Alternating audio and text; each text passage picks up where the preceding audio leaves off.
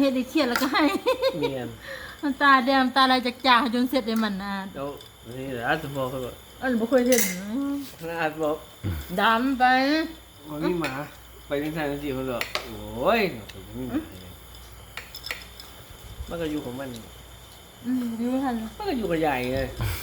อลีเลย อย่ากินฮอดเจ้าของสิไปป่า ยังว่าก็ไปเพิ่งมันก็ยังมีหมาอยู่ในเหล่าดิ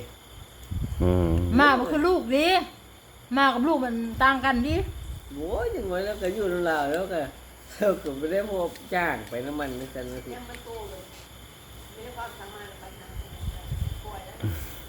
เรื่องมันตายคนเดียว มันบ่แม่นว่าโซ่แล้วไปหาหมออย่างนี้บางทีแบบพ่อแม่เป็นห่วงนี่เฮายังอายุนุ่มไปหน้าแล้วพ่อแม่เฒ่าลงหั่นน่ะ เห็นอยู่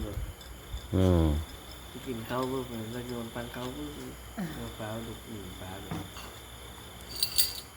วิ่ง อยู่บ้านเฮาให้ดีที่สุดแล้วแหละ ค่อยต้องไปหาเงินแต่ละ